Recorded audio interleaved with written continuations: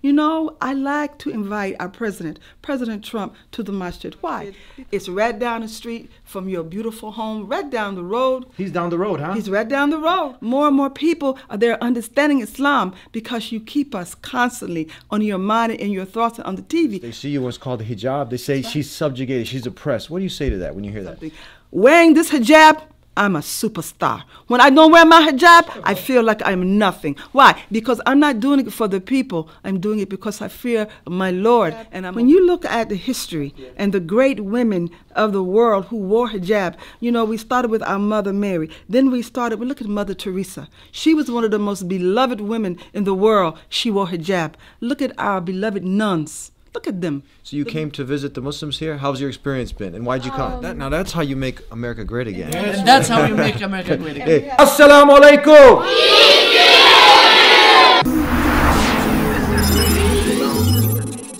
This is the Dean Show. This is the Dean Show. This is the Dean Show. This is the Dean Show.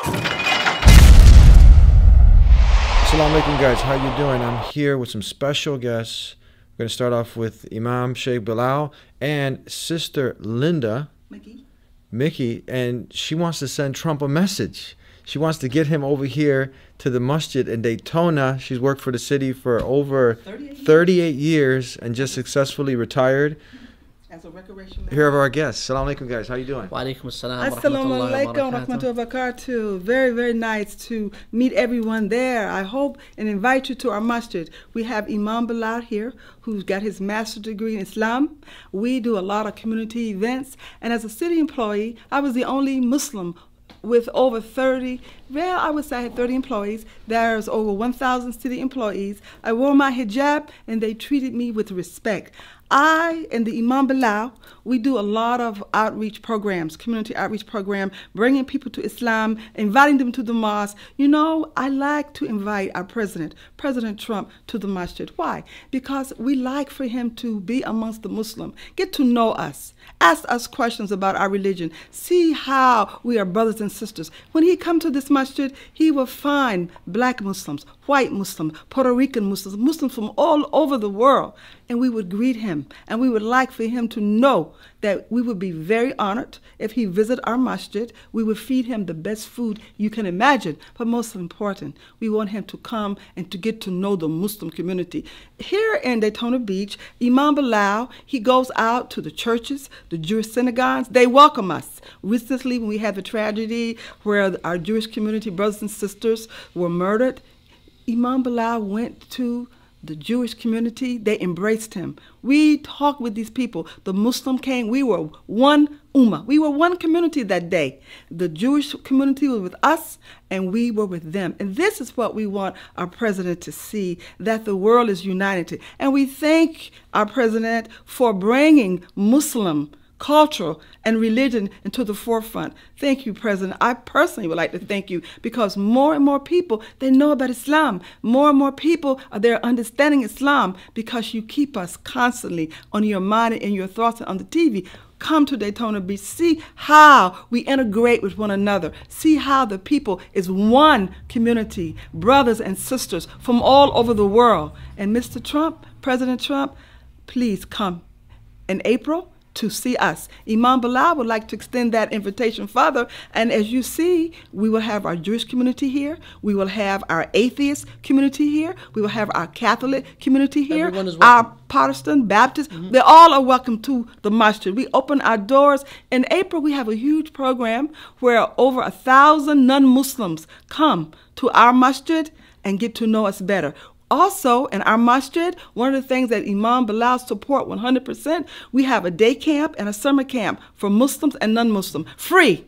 Free. We stay and keep your children from 7:30 a.m. until 6 o'clock. When school is out, we call a day camp. We invite the non-Muslim children. We give them coats. We give them food. We give them whatever they need. We are one ummah, one community. And we look forward, President, to see you come here so you can be part of this ummah.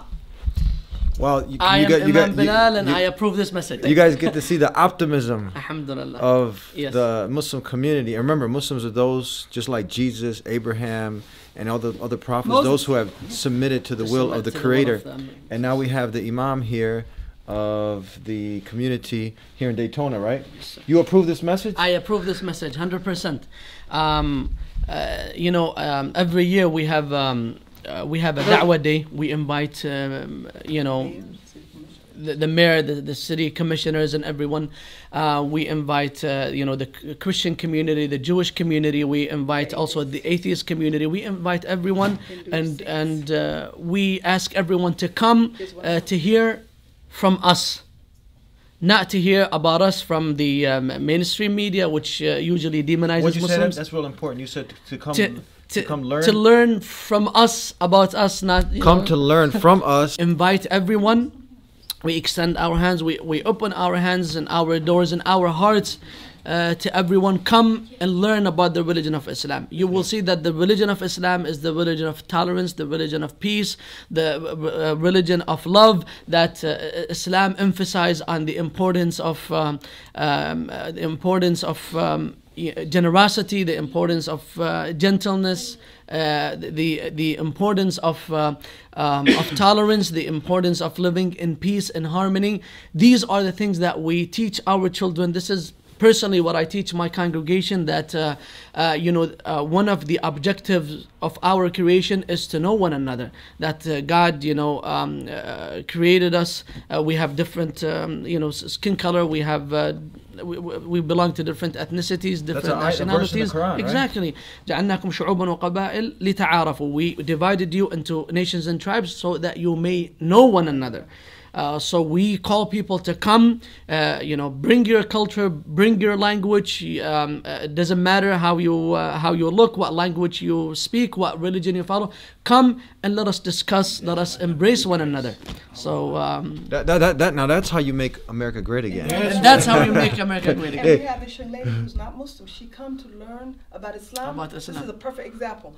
Can you tell us why did you come here today? So you're what we call a not yet Muslims. Well, I often say, because everyone has the potential to submit to the Creator of the heavens and the earth. So you came to visit the Muslims here. How's your experience been, and why'd you come? Hello. I'm Daniela. I'm from Colombia. I actually speak Spanish.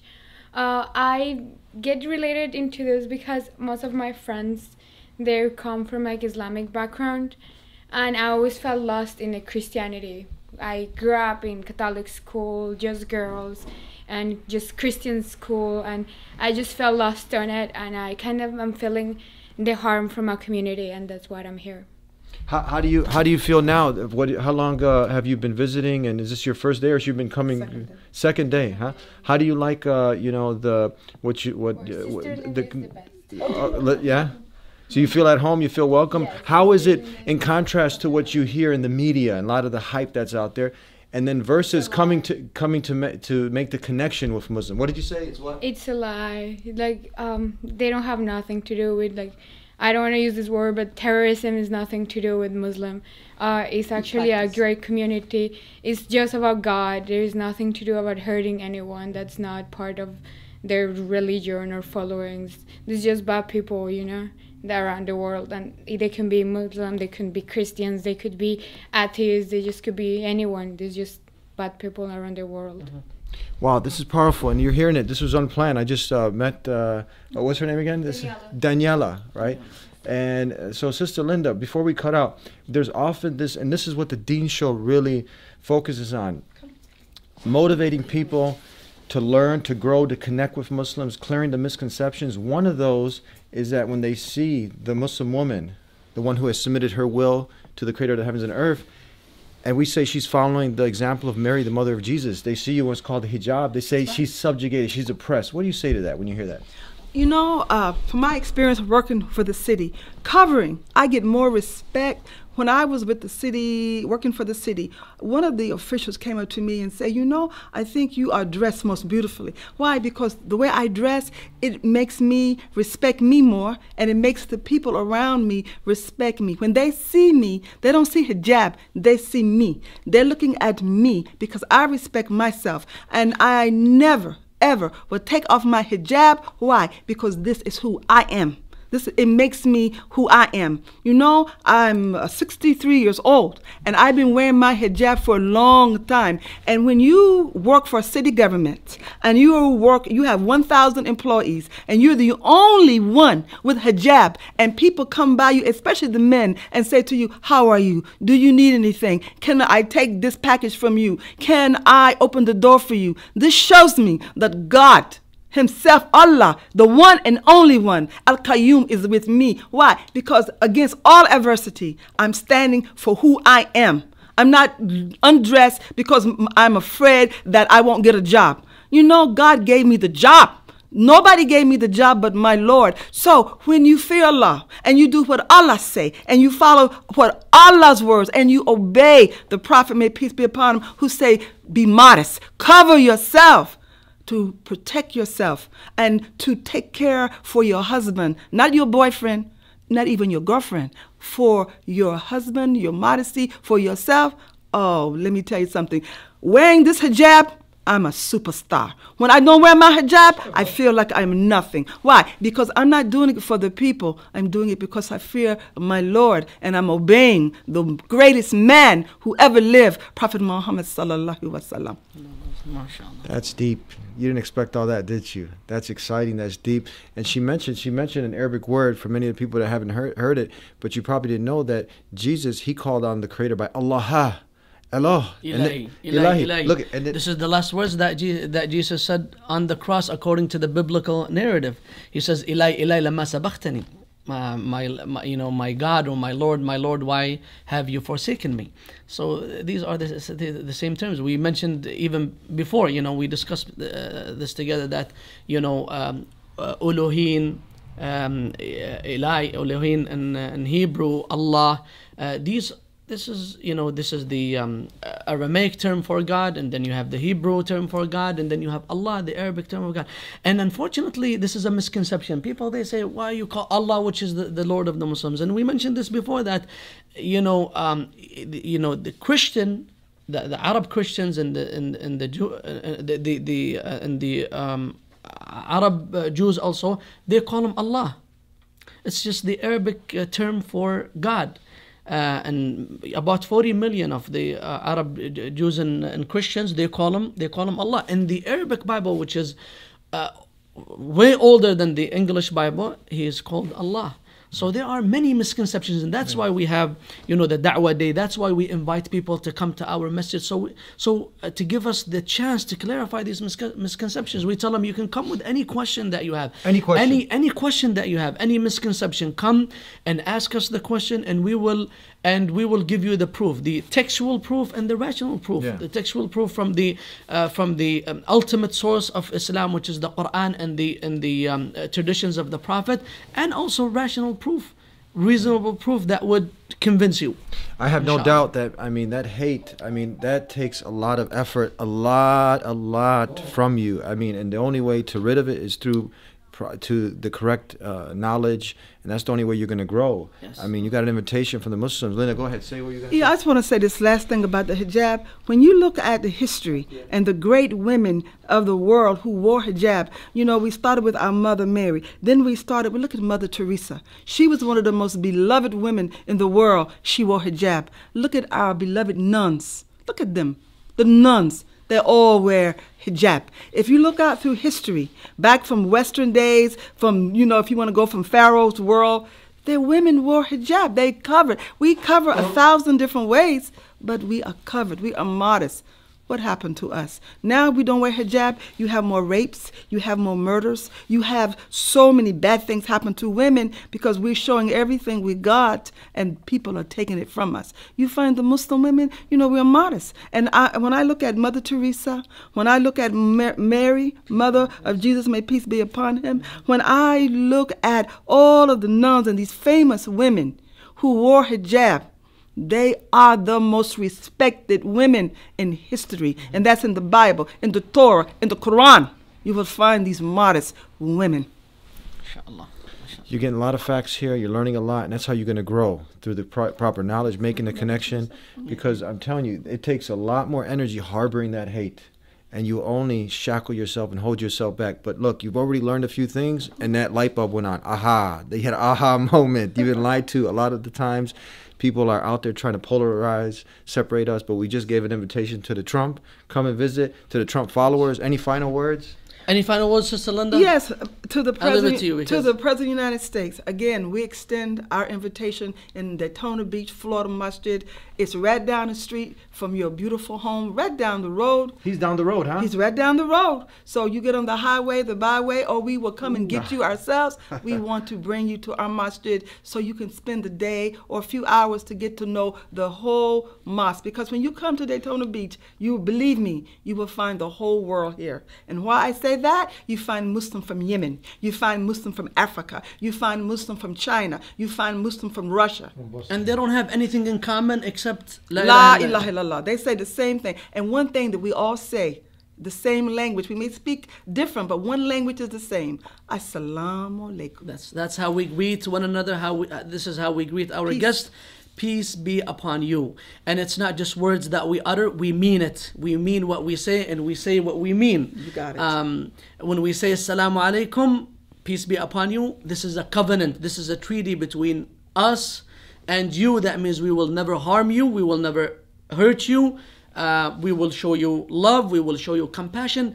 And you know, even when you take the Qur'an, which is the holy book of the Muslims, the ultimate source of the Muslims, if you open the Qur'an, the first surah, which is Surah Al-Fatiha, the opening of the Qur'an, God introduces himself to the humanity as Ar-Rahman Ar-Rahim. Bismillah Ar-Rahman Ar-Rahim. In the name of Allah, the most beneficent and the most merciful. And then he says, Alhamdulillah Rabbil Alameen, the Lord of the entire humanity. This is our message. It's a universal message. It's for everyone. And we say that, and the Prophet, peace be upon him, he said about the Quran, this is the banquet of Allah, and you're invited to it. So we invite everyone. We invite Donald Trump. We invite each and every person to come and to enjoy the banquet of Allah, which is the Quran.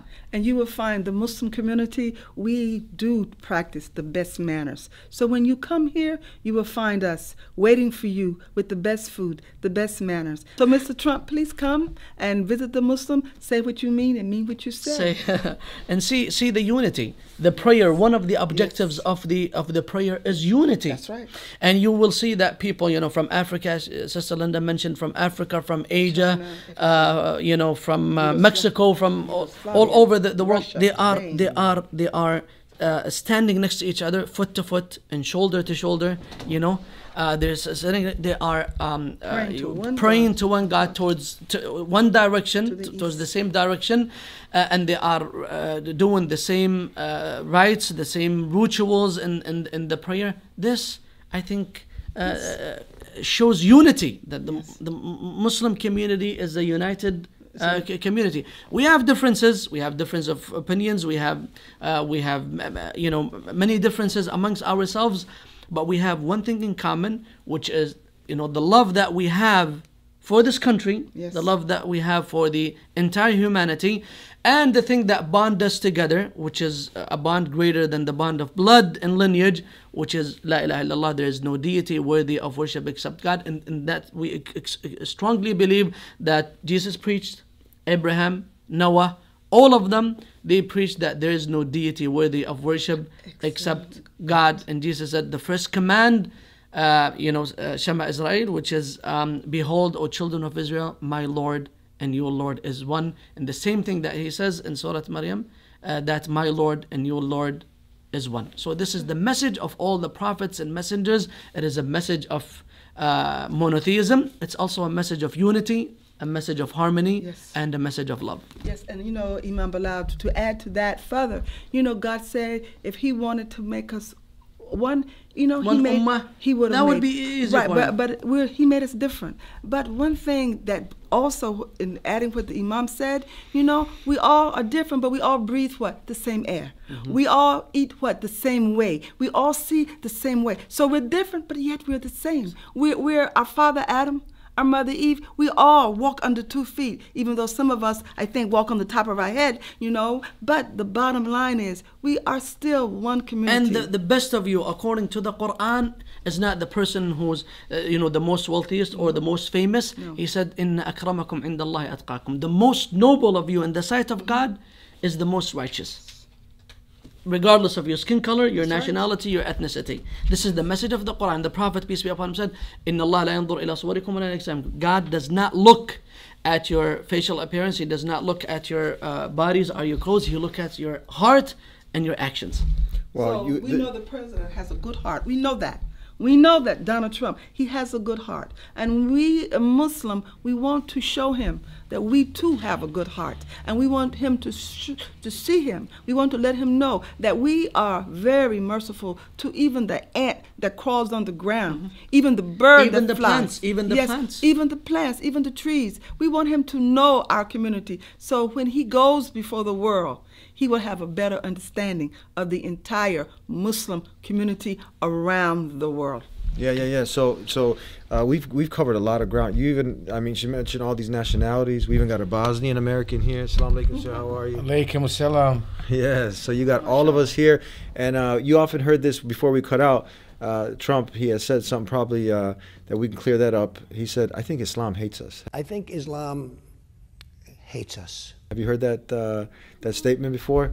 Yeah, I heard you've the heard statement that before. So But I think it's the opposite. It's quite the opposite. Islam loves you. Islam wants that which is good for you as as an individual, and also as a country, as a community.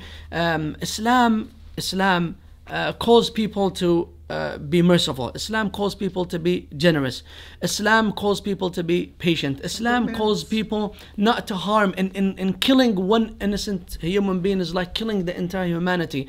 Islam does not hate you. Islam calls you to that which is good. Islam calls you to have good characters. Islam tells you to stay away, and to stay away from that which is evil, from that which is bad. Islam tells you not to harm a human being.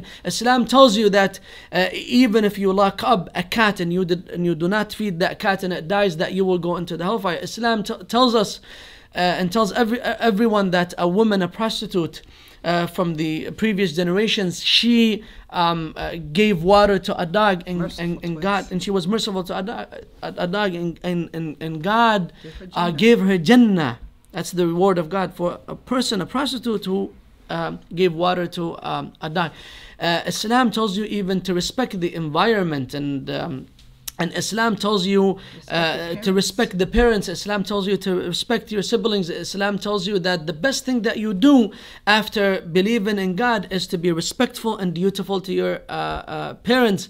Islam gives you the answers. Islam tells you that if you are a good person, if you believe in God and you become a good person, then you will live in paradise forever, eternal life. It will be your abode forever. This is what Islam says. Islam loves you. Islam gives you hope. Yes.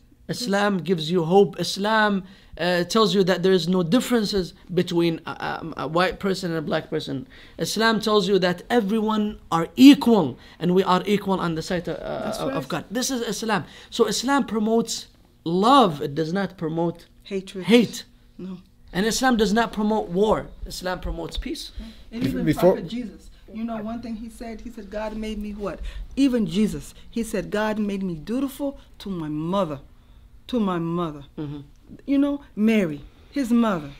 You see, this is Or Islam. we didn't even scratch the surface. I mean, that's a whole different topic about, you know, an article of faith being to believe and love Jesus as one of the mightiest messengers. And you cannot be a Muslim until and unless you believe in Jesus Christ, peace be upon him. If you say, I'm a Muslim, but, you know, I have a problem with Jesus, I don't believe in him, then you're not a Muslim, no matter what you do. No, even if you come to the mosque, you know, on a daily basis. If you spend your life in the mosque, if you don't believe in Jesus and you believe that he's a prophet, and you follow him, and you follow his message, and you follow his way, and you follow his path, and you respect his mother, which we have an entire chapter in the Quran called the chapter of Mary. She is the only woman that is mentioned by name in the Quran.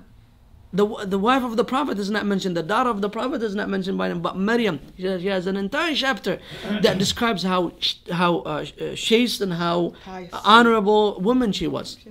And I look like Mary, by the way. And you're imitating. You become a superstar because you're emulating Mary, the mother of Jesus, one of the mightiest messengers that ever sent, who came with the same exact message as all the other prophets, and the last and final messenger, Prophet Muhammad, peace and blessings upon him, calling people to worship the Creator, not the creation. One more thing that came to mind: you have some people out there, unfortunately, they say, you know what? that all sounds good. It's a lot of fluff. These people are using Taqiya. Have you heard this word? What would you say to that? Well, the term Taqiya is used, isn't it true that this, in nowhere in the Quran and Sunnah, this has nothing, this term... The Quran says, for example, if someone is forcing you, someone is threatening your life to say something, in Islam, it is okay to say it. It is okay, for example, if, like in the case of Ammar ibn Yasir, one of the close companions of the Prophet, peace be upon him, when he was tortured and both of his parents were killed, and then they told him, if you do not say something negative about Islam, we will kill you. So he said something negative about Islam. So the Prophet came to him and he was crying. He said, I apologized to the Prophet. He said, I did not mean to, but they tortured me and they abused me verbally and physically and they threatened my life. So the Prophet said, if they force you again to say something negative about me in Islam, say it, because you are afraid for your life. But we're not afraid for our lives.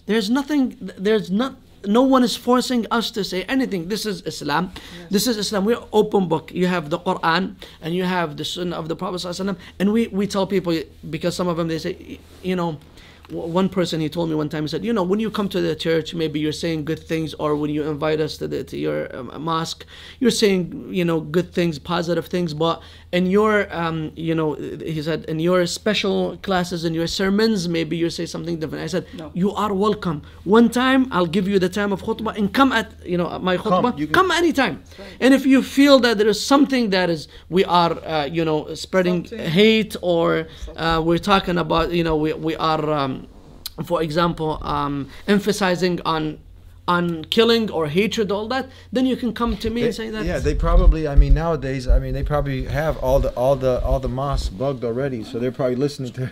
There's nothing to hide. We don't have anything to hide. Exactly. One thing, an often example that I make is that it just like during this thing, because this is a way to shut people's ears to get them away from hearing the truth. Mm-hmm. And the haters, they a lot of times push this out. This thing is that, imagine when the Nazis were coming knocking on doors, mm-hmm. looking for Jews, mm-hmm. right? And they wanted to kill them. You had, in that case, let's say you were hiding a family, mm-hmm. right? You were hiding children in the mm-hmm. basement, whatever. You had, Islam gives you the right to protect these people. Now you're able to say, if they came and said, where are these kids? Where are they? They're trying to get the Jews. Mm-hmm. You could say, because technically you're lying. You're saying, no, they're not here. You can right? do that. So this would be a form. But technically there is no, from my investigation, there is no word that we use called Taqiya. No. This is something I believe from the Shiite. It's not. It is. It is part of the Shia theology, which is even in the time of war or even in the time of peace, they are allowed, unfortunately, to lie and to tell you, things that are different from what they believe. The opposite of what they believe.